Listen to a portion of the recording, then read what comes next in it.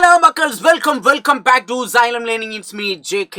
മക്കളെ, നമ്മുടെ second chapter motion and force എന്ന ചാപ്റ്ററിനകത്ത് ഏറ്റവും ഇമ്പോർട്ടൻ്റ് ആയിട്ടുള്ള 10 ചോദ്യങ്ങളുമായിട്ടാണ് ഞാൻ നിങ്ങളുടെ മുന്നിലേക്ക് എത്തിയിരിക്കുന്നത്. അതുകൊണ്ട് തന്നെ ഒരു കാരണവശാലും സ്കിപ്പ് ചെയ്യരുത്, മുഴുവനായിട്ട് കാണാം. കണ്ട് ഇഷ്ടപ്പെട്ട് കഴിഞ്ഞാൽ നിങ്ങളെ ഫ്രണ്ട്സിലേക്കും ഷെയർ ചെയ്യുക. കാരണം അടുത്ത മാസം നമ്മുടെ ഫസ്റ്റ് ടൈം എക്സാം ഓണപരീക്ഷ വരികയാണ്. അതിനകത്ത് ഈ ചോദ്യങ്ങളൊക്കെ നമ്മൾ പ്രതീക്ഷിക്കണം. അപ്പം നമുക്ക് എന്ത് ചെയ്യാം, ഇനി സമയം കളയേണ്ട. മാക്സിമം എല്ലാവരും കൂടെ ശ്രദ്ധിച്ചോളൂ. ഞാൻ പറയുന്ന വാക്കുകളിലേക്കും സ്ക്രീനിലേക്കും മാത്രമായിരിക്കട്ടെ നിങ്ങളുടെ ശ്രദ്ധ. ആ 10 ചോദ്യങ്ങൾ ഇതാ, പിടിച്ചോളൂ. ഒന്നാമത്തെ ചോദ്യം എന്താണ്? ചോദ്യം ശരിക്കും വായിക്കും. വളരെ ഇമ്പോർട്ടൻ്റ് ആയിട്ടുള്ള ഒരു ചോദ്യമാണ്. എന്താണ്? മേശപ്പുറത്തിരിക്കുന്ന പുസ്തകം നിശ്ചലാവസ്ഥയിലാണ്. എന്താണ് കൊടുത്തിട്ടുള്ളത്? ഇംഗ്ലീഷ് മീഡിയം മലയാളം മീഡിയത്തിന്റെ ചോദ്യം ഇവിടെ കൊടുത്തിട്ട് ശരിക്കും വായിച്ചു നോക്കി. എന്താണ്? മേശപ്പുറത്തിരിക്കുന്ന പുസ്തകം നിശ്ചലാവസ്ഥയിലാണ്. അങ്ങനെയെങ്കിൽ ഇവിടെ അവലംബക വസ്തു ഏതാണ്? രണ്ടാമത്തെ ചോദ്യം, സൂര്യനെ അവലംബക വസ്തു ആയിട്ട് എടുത്താൽ പുസ്തകം ചലനാവസ്ഥ അല്ലെങ്കിൽ നിശ്ചലാവസ്ഥ ഏതായിരിക്കും? അത് നമുക്ക് അതിനകത്ത് നിന്ന് കണ്ടെത്തണം. അപ്പൊ ചോദ്യം എന്താണ്? A book on the table is in a state of rest തന്നിട്ടുണ്ട്. Identify the reference body. ടേബിളിന്റെ മുകൾ ഭാഗത്തൊരു ബുക്ക് നിശ്ചലാവസ്ഥയിൽ നിൽക്കുന്നു എന്ന് പറയാം. ഇവിടെ അവലംബക വസ്തു ഏതാന്ന് ചോദിച്ചാൽ ടേബിൾ തന്നെയാണ്. അവിടെ റെഫറൻസ് ബോഡി ഏതാന്ന് ചോദിച്ചാൽ ടേബിൾ. ഇപ്പോൾ ഒരു എക്സാമ്പിൾ ഈ ചിത്രത്തിലേക്ക് നോക്കൂ. ഈ ടേബിളിന്റെ മുകൾ ഭാഗത്ത് ബുക്ക് ഇങ്ങനെ റെസ്റ്റ് ആണെന്ന് വിചാരിക്കുക. അപ്പൊ റെസ്റ്റ് ആണെങ്കിൽ ഈ ബുക്ക് ഇവിടെ എന്താണ്? റെസ്റ്റ്. നിശ്ചലാവസ്ഥയാണെങ്കിൽ ടേബിൾ ആണ് അവിടെ എന്ത്? റെഫറൻസ് ഒബ്ജക്റ്റ്, അവലംബക വസ്തു. ഒരു കൺഫ്യൂഷൻ വേണ്ട. ഇനി ഇവിടെ സൂര്യൻ ഉണ്ട് വിചാരിക്കുക, ഇത് ഭൂമിയിലാണെന്ന് വിചാരിക്കുക. അപ്പൊ ഈ സൂര്യന് ചുറ്റും ഭൂമി എന്ത് ചെയ്യുന്നു? ഇങ്ങനെ കറങ്ങുന്നു. അപ്പൊ ടേബിളും ബുക്കൊക്കെ ഇങ്ങനെ കറങ്ങുന്നുണ്ട് അല്ലേ, ചലിക്കുന്നുണ്ട്. അപ്പൊ ഇവിടെ ഈ ബുക്ക് മോഷനിലാണ്, ചലനാവസ്ഥയിലാണെന്ന് പറയുമ്പോൾ നമ്മൾ റെഫറൻസ് അവലംബക വസ്തുവായിട്ട് ഏതിനെടുക്കണം? സണ്ണിനെടുക്കണം, സൂര്യനെടുക്കണം. അതൊരു ജസ്റ്റ് ഒന്ന് അറിഞ്ഞിരുന്നാൽ മതി. ഈ ചോദ്യത്തിന്റെ ആൻസർ കിട്ടുക. നോക്കിക്കോളൂ എന്താണ്. അപ്പൊ ഇവിടെ അവലംബക വസ്തു, മേശപ്പുറത്തിരിക്കുന്ന പുസ്തകം നിശ്ചലാവസ്ഥയിലാണ്. അങ്ങനെയെങ്കിൽ മേശയാണ് അവിടുത്തെ അവലംബക വസ്തു. ഏതാണ്? ടേബിൾ. ഓർത്തേക്ക്, ടേബിൾ ആണ്. അങ്ങനെയെങ്കിൽ രണ്ടാമത്തെ ചോദ്യം എന്ന് പറഞ്ഞാൽ considering the sun as reference body, reference object ആയിട്ട് സൺ എടുത്തു കഴിഞ്ഞാൽ the book is in state of motion. Book ഏതായിരിക്കും? State of motion. ബുക്ക് ഏതായിരിക്കും? ചലനാവസ്ഥയായിരിക്കും. അപ്പൊ ഇത് ഇമ്പോർട്ടൻ്റ് ആണ്. ഇത് ജസ്റ്റ് ഒന്ന് ഓർത്തു വയ്ക്കാം. അപ്പൊ ഒന്നാമത്തെ ചോദ്യം മനസ്സിലായല്ലോ. അങ്ങനെയെങ്കിൽ രണ്ടാമത്തെ ചോദ്യം അതേപോലത്തെ ഒരു ചോദ്യമാണ്. ഇതിന്റെ ആൻസർ കൂടി കണ്ടെത്തി. രണ്ടാമത്തെ ചോദ്യം എന്താണോ ഒന്ന് കണ്ടെത്തിക്കും. കുതിരപ്പുറത്തിരിക്കുന്ന ആൾ നിശ്ചലാവസ്ഥയിലാണ്. അപ്പൊ കുതിര എന്തായി? റെഫറൻസ്. നേരെ ഗ്രൗണ്ടിൽ നോക്കുകയാണെങ്കിൽ എന്താണ്? കുതിര ഇങ്ങനെ നടന്നു പോകുമ്പോൾ എന്ത് ചെയ്യുന്നു? ഗ്രൗണ്ടിൽ വെച്ച് നോക്കുകയാണെങ്കിൽ ഇയാൾ എന്ത് ചെയ്യുന്നു? ചലിക്കുന്നു. ഈ ഒരു ഐഡിയ നിങ്ങൾക്ക് ഉണ്ടോ? നിങ്ങൾക്ക് ആൻസർ കിട്ടി. ഇതാ ഇങ്ങനൊരു ചിത്രം കിട്ടിക്കഴിഞ്ഞാൽ ഇവിടെ നമുക്ക് എന്ന് പറഞ്ഞാൽ നമുക്ക് ഇവിടെ എന്ത് ചെയ്യുന്നു? റെഫറൻസ് ഒബ്ജക്റ്റ് എന്ന് പറഞ്ഞാൽ നമുക്ക് രണ്ടെണ്ണം. അവലംബക വസ്തു പറഞ്ഞാൽ ഒന്ന് എന്ത് ചെയ്യണം? ഹോഴ്സ്, കുതിരനെടുക്കണം. അല്ലെങ്കിൽ എന്ത് ചെയ്യും? ഗ്രൗണ്ട്, തറ എടുക്കുന്നു. ഇനി ഹോഴ്സിനെ, കുതിരനെയാണ് എടുക്കണമെങ്കിൽ ഇയാൾ എപ്പോഴും റെസ്റ്റ് ആണ്. ഗ്രൗണ്ടാണ് എടുക്കണമെങ്കിൽ ഇയാൾ എപ്പോഴും എന്താണ്? മോഷനാണ്. ഈ ഒരു ഐഡിയ നിങ്ങൾക്ക് ഉണ്ടായത്. അപ്പൊ നോക്കൂ, ഇവിടെ അവലംബക വസ്തു ഏത്? അപ്പൊ നിശ്ചലാവസ്ഥയിലാണെങ്കിൽ ഹോഴ്സ്, കുതിരയാണ്. അവലംബക വസ്തു ഏതാണ്? ഹോഴ്സ് ആണ്. അങ്ങനെയെങ്കിൽ രണ്ടാമത്തെ ചോദ്യം, തറയെ അവലംബകമായി എടുത്താൽ അയാൾ ചലനാവസ്ഥ. ഒരു കൺഫ്യൂഷൻ വേണ്ട, അയാൾ എന്താണ്? ചലനാവസ്ഥയാണ്. അപ്പൊ എന്താണ്? If the floor is taken as reference object he will be in the state of motion. ഒരു കൺഫ്യൂഷൻ വേണ്ട. അപ്പൊ ഇങ്ങനത്തെ ഒരു ചോദ്യം എൻ്റെ മക്കളെ പഠിച്ചിരിക്കണം, ഇമ്പോർട്ടൻ്റ് ആണ്. കാരണം സെക്കൻഡ് ചാപ്റ്ററിൽ ഏറ്റവും ബുദ്ധിമുട്ടുള്ള ഒരു ക്വസ്റ്റ്യൻ ഇതാണ്. അപ്പൊ ഇത് എന്തായാലും 2 എക്സാമ്പിൾ പറഞ്ഞപ്പോൾ നിങ്ങൾ പഠിച്ചല്ലോ. ഇനി അടുത്ത് നമുക്ക് 8 ചോദ്യം കൂടി ചെയ്യാനുണ്ട്. മാക്സിമം എല്ലാവരും കൂടെ ശ്രദ്ധിച്ചോളൂ. ഞാൻ പറയുന്ന വാക്കുകളിലേക്ക് സ്ക്രീനിലേക്ക് മാത്രമായിരിക്കട്ടെ ശ്രദ്ധ. അടുത്ത പരീക്ഷ നിങ്ങൾക്ക് ഫുൾ മാർക്ക് കിട്ടും. അങ്ങനെയെങ്കിൽ ഇതാ മൂന്നാമത്തെ ചോദ്യത്തിലേക്ക് അടക്കാം. നമ്മുടെ മൂന്നാമത്തെ ചോദ്യം എന്ന് പറഞ്ഞാൽ എന്താണ്? ഇതും ഇമ്പോർട്ടൻ്റ് ആണ്. എന്താണ്? 1 മാർക്കുള്ള ചോദ്യങ്ങൾ നമ്മൾ പ്രതീക്ഷിക്കണം. An instrument use to measure the total distance travelled by a vehicle. ഒരു വെഹിക്കിൾ, നമ്മൾ ബൈക്കിലൊക്കെ ഇങ്ങനെ പോകുന്ന സമയത്ത് അതിന്റെ സ്പീഡ് കാണും അല്ലെ, സ്പീഡോമീറ്റർ കാണും. അതിൻ്റെ ഉള്ളിൽ തന്നെ ഉണ്ടായിരിക്കും ടോട്ടൽ എത്ര കിലോമീറ്റർ പോയെന്ന് കൂടി കണ്ടിട്ടില്ലേ? അപ്പൊ വാഹനങ്ങൾ സഞ്ചരിക്കുന്ന ആകെ ദൂരം അളക്കാൻ ഉപയോഗിക്കുന്ന ഉപകരണം ഏതാ? ഒന്ന് ആൻസർ പറയൂ. നിങ്ങൾ മനസ്സിൽ വിചാരിച്ച അതന്നെയാണ്. സ്പീഡോമീറ്റർ അല്ല, പിന്നെ ഏതാണ്? ഓഡോമീറ്റർ. ഇതാ. അപ്പൊ എന്താണ്? വാഹനങ്ങളുടെ ടോട്ടൽ ഡിസ്റ്റൻസ് എത്ര ദൂരം കവർ ചെയ്തു എന്നൊക്കെ കാണിക്കാനും ആ സ്പീഡോമീറ്ററിന്റെ ഉള്ളിൽ തന്നെ ഉണ്ടാവും ടോട്ടൽ കിലോമീറ്റർ ഇങ്ങനെ കൊടുക്കും. അതിനെ നമ്മൾ ഓഡോമീറ്റർ എന്ന് പറയാം. അപ്പൊ സ്പീഡ് അളക്കാനോ? സ്പീഡോമീറ്റർ നോർത്ത് വയ്ക്കാം. അങ്ങനെയെങ്കിൽ നമുക്ക് മൂന്നാമത്തെ ഒരു ചോദ്യവും കഴിഞ്ഞു. ഇനി നാലാമത്തെ ചോദ്യത്തിലേക്ക് കിടക്കുന്നു.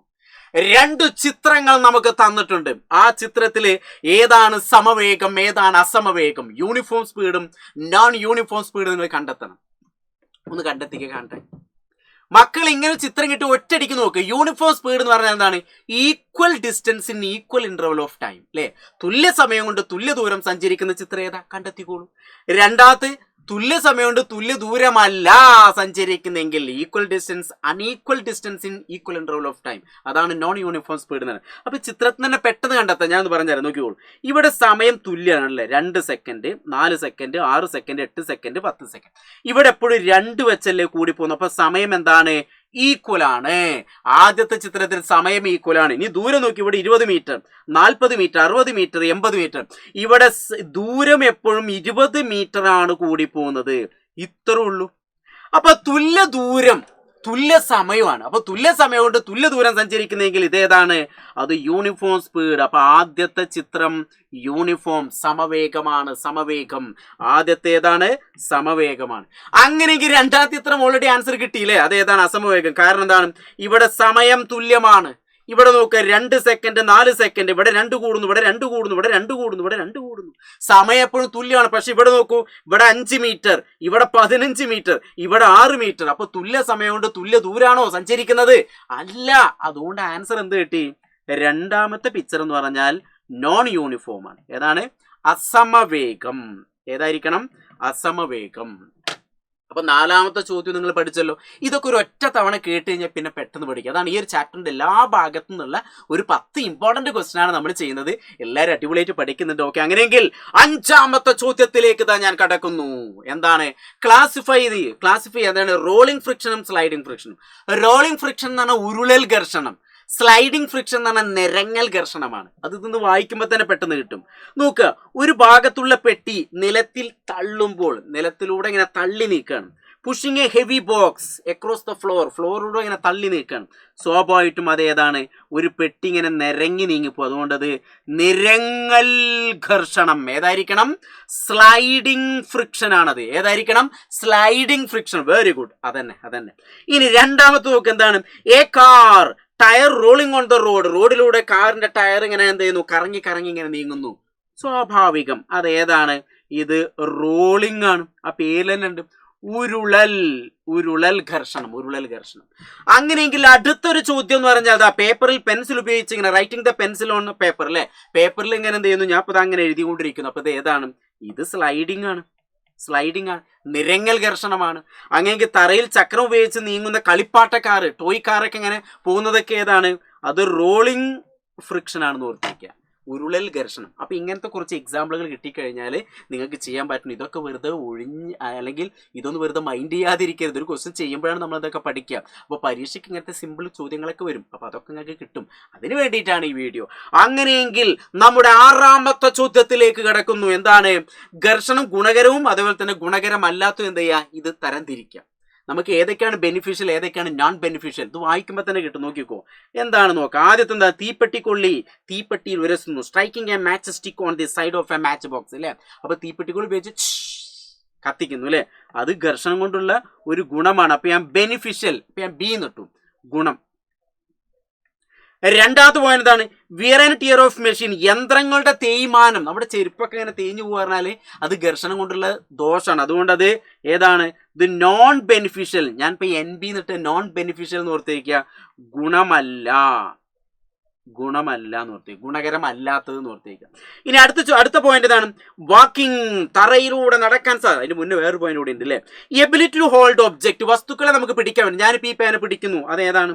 അത് ഗുണാണ്, ബെനിഫിഷ്യൽ ആണ്. അത് ഗുണമാണെന്ന് ഓർത്തിരിക്കുക. ഗുണം. അങ്ങനെയെങ്കിൽ വാക്കിംഗ്, തറയിലൂടെ നടക്കാൻ പറ്റുന്ന, അതും ഗുണമാണ്, ബെനിഫിഷ്യൽ ആണ്, ഗുണമാണെന്ന് ഓർത്തിരിക്കുക. ഇനി അടുത്ത് ടയറിംഗ്, എന്താണ്? Treading of tyres of vehicle, വാഹനങ്ങളുടെ ടയറുകളുടെ ചാലുകളൊക്കെ ഇടുന്നത്, അതും ഗുണമാണ്, ബെനിഫിഷ്യൽ ആണെന്ന് ഓർത്തിരിക്കുക. Wearing out of tyres, tyre തേഞ്ഞു പോവുക, ചെരുപ്പൊക്കെ തേഞ്ഞു പോവുക എന്ന് പറയുന്നത് ഏതാണ്?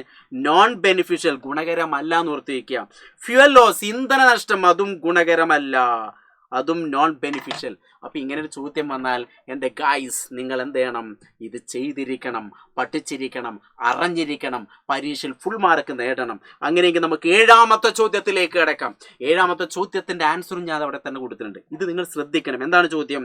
Method adopt to reduce friction. ഘർഷണം കുറയ്ക്കാനുള്ള മാർഗങ്ങൾ. ഘർഷണം കുറയ്ക്കാനുള്ള 4 മാർഗങ്ങൾ ഇവിടെ കൊടുത്തു. ഒന്ന്, സ്നേഹകങ്ങൾ, ലൂബ്രിക്കൻ്റ് ഉപയോഗിക്കുക. സ്നേഹകങ്ങൾ എന്ന് പറഞ്ഞാൽ ഓയിലാവാം, ഗ്രീസ് ആവാം, എണ്ണ ആവാം, വെളിച്ചെണ്ണ ആവാം, അങ്ങനെയുള്ള കാര്യങ്ങളൊക്കെ.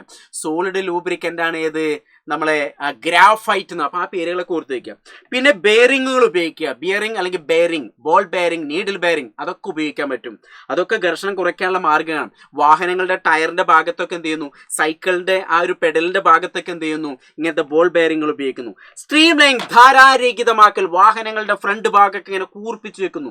റോക്കറ്റിന്റെ ഫ്രണ്ട്, എയറോപ്ലെയിന്റെ ഫ്രണ്ട് ഒക്കെ ഇങ്ങനെ കൂർത്തി, ഷിപ്പ്, കപ്പലിന്റെ ഫ്രണ്ടൊക്കെ ഇങ്ങനെ കൂർത്തിരിക്കാനോ വായുവിന്റെ ഘർഷണ ബലം കുറയ്ക്കാൻ വേണ്ടി. അപ്പൊ സ്ട്രീം ലൈനിങ്, ധാരാരഹിതമാക്കൽ. പിന്നെ പോളിഷിങ്, മിനുസപ്പെടുത്തുക. നല്ല മിനുസാണെങ്കിൽ അവിടുത്തെ ഫ്രിക്ഷൻ ഫോഴ്സ് എന്ത് ചെയ്യുന്നു? കുറയുന്നു എന്ന് ഓർത്തിരിക്കുക. ഓക്കെ, അപ്പൊ നമുക്ക് 7ാമത്തെ ചോദ്യം നിങ്ങൾ പഠിച്ചു. അങ്ങനെയെങ്കിൽ 8ാമത്തെ ഒരു ചോദ്യം, ഒരു പ്രോബ്ലം. എന്താണ് ചോദ്യം? ശരിക്കും വായിക്കൂ. How long will it take to hear thunder from 10, 100, 1000 അല്ലേ? 12,000, 12,000 metre away. The speed of sound 340 metre per second.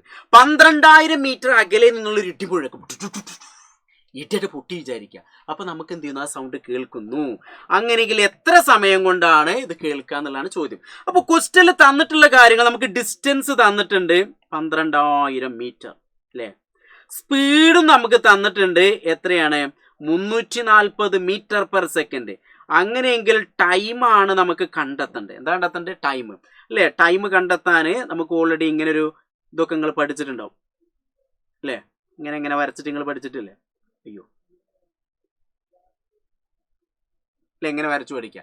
അതായത് speed is equal to distance by time.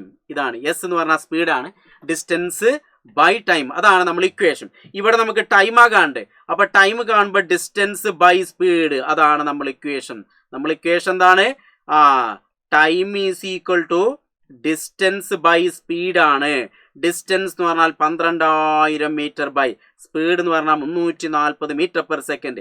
ഈ 0 ക്യാൻസൽ ചെയ്യാം. അപ്പോൾ 1200 ബൈ 34 എന്ന് പറഞ്ഞാൽ ആൻസർ നിങ്ങൾ ഹരിച്ചു നോക്കണം. 35.29 സെക്കൻഡ് എന്ന് കിട്ടും.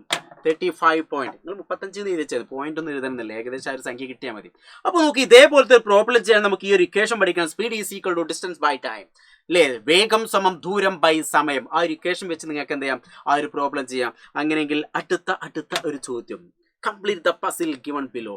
ഇതേപോലത്തെ ഒരു പസിൽ നമുക്ക് തരുന്നിട്ട് നിങ്ങളോട് കംപ്ലീറ്റ് ചെയ്യാൻ. ഇവിടെ സെൻറ്ററിൽ ഫോഴ്സ് കൊടുത്തിട്ടുണ്ട്. അപ്പോൾ ഇവിടെയൊക്കെ എന്ത് ചെയ്യാം? നിങ്ങൾ ഫില്ല് ചെയ്യണം. അതായത് brings a moving object to rest അല്ലേ? മൂവ് ചെയ്യുന്ന ഒരു ഒബ്ജക്റ്റിനെ റെസ്റ്റ് ആക്കി മാറ്റുന്നു അല്ലേ? അങ്ങനെയെങ്കിൽ നമുക്കത് കംപ്ലീറ്റ് ആക്കാതെ നോക്കിക്കോളൂ. ഫോഴ്സ് എന്ന് പറഞ്ഞാൽ അത് ഒരു പോയിന്റ് ഇവിടെ തന്നെ കൊടുത്തിട്ടുണ്ട്. Change the shape of an object. ഒരു ഒബ്ജക്റ്റിന്റെ ഷേപ്പ് അല്ലേ? ഷേപ്പ്, ആകൃതി നമുക്ക് മാറ്റാൻ പറ്റും. ഇനി മൂവ് എ സ്റ്റേഷനറി ഒബ്ജക്റ്റ്. നിശ്ചലാവസ്ഥയുള്ള വസ്തുവിനെ എന്ത് ചെയ്യുക? ചലിപ്പിക്കാൻ നമുക്ക് പറ്റും. ഇനി change the size of an object. Size, വലുപ്പത്തിൽ നമുക്ക് എന്ത് ചെയ്യാൻ പറ്റും? മാറ്റം വരുത്താൻ പറ്റും. Change the direction moving object.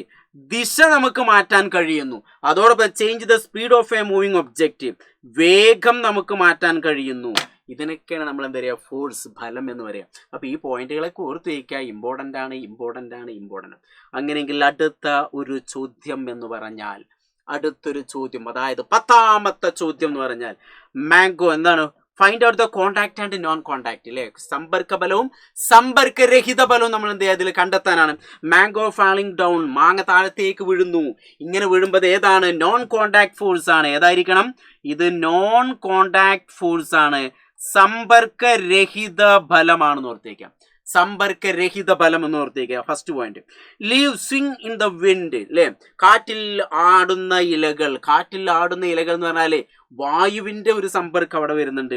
അതുകൊണ്ട് അതേതാണ്? ഇത് കോണ്ടാക്ട് ഫോഴ്സ് ആണ്, സമ്പർക്ക ബലമാണെന്ന് ഓർത്ത് വയ്ക്കുക. ഇനി വെള്ളത്തിൽ നീന്തുന്ന കുട്ടി, അതും ഏതാണ്? സമ്പർക്ക ബലം, കോണ്ടാക്ട് ഫോഴ്സ് ആണെന്ന് ഓർത്ത് വയ്ക്കുക. ഇനി മാഗ്നറ്റ് അട്രാക്ടിങ് എ സ്പിൻ എന്ന് പറഞ്ഞാൽ അത് നോൺ കോണ്ടാക്ട് ഫോഴ്സ് ആണ്, സമ്പർക്കരഹിത ബലം. ഒരു കാന്ത് എന്ത് ചെയ്യുന്നു? ആണിനെ അല്ലെ അട്രാക്ട് ചെയ്യുന്നു അല്ലെ? ഇനി അടുത്ത ഹാമർ ഹിറ്റിംഗ് എ നെയിൽ, ചുറ്റിക ഉപയോഗിച്ച് ഒരു ആണിയിൽ അടിക്കുന്നു. അപ്പൊ അതേതാണ്? സമ്പർക്ക രഹിത സമ്പർക്ക ഫലമാണ്. സമ്പർക്കരഹിത എന്താ അല്ലേ? അപ്പോൾ നോക്കുക, സമ്പർക്ക ഫലം നോർത്തിരിക്കാം, കോണ്ടാക്ട് ഫോഴ്സ്. അപ്പൊ ഇത്രയും കാര്യം. അപ്പൊ 10 ചോദ്യങ്ങൾ സെക്കൻഡ് ചാപ്റ്ററിലെ മോഷൻ ആൻഡ് ഫോഴ്സ് എന്നുള്ള ചാപ്റ്ററിനകത്ത് 10 ഇമ്പോർട്ടന്റ് ചോദ്യങ്ങൾ നമ്മൾ ചെയ്തു. ഒരൊറ്റ തവണ കേട്ടാൽ മതി, ഇതൊക്കെ നിങ്ങൾ പഠിക്കും. വരാനിരിക്കുന്ന പരീക്ഷയൊക്കെ നമുക്ക് അടിപൊളിയായിട്ട് എഴുതാം. അപ്പൊ നിങ്ങൾ എന്തെങ്കിലും ഇനി ഇവിടുന്ന് വരുന്ന എല്ലാ ലൈവുകളും എല്ലാ കണ്ടന്റ് വീഡിയോകൾക്ക് സ്ഥിരം ക്ലിയർ ആയിട്ട് കാണുക. അതോടൊപ്പം നിങ്ങൾക്ക് എന്തെങ്കിലും ബുദ്ധിമുട്ട് തോന്നുമെങ്കിൽ ആ കാര്യങ്ങളൊക്കെ താഴെ കമന്റ് ബോക്സിനകത്ത് രേഖപ്പെടുത്തുക. അതോടൊപ്പം നിങ്ങൾ ഇത് കണ്ടു കഴിഞ്ഞ് നിങ്ങളുടെ ഫ്രണ്ട്സിലേക്ക് എന്ത് ചെയ്യുക, മാക്സിമം ഷെയർ ചെയ്യുക. നിങ്ങൾ മാർക്ക് നേടുന്നതോടൊപ്പം തന്നെ നിങ്ങളുടെ ഫ്രണ്ട്സും മാർക്ക് നേടട്ടെ. അപ്പൊ എല്ലാവരും എന്ത് ചെയ്യുക, അടിപൊളിയായിരിക്കുക. GBU, God bless you. ഒരു ഹാർട്ട്.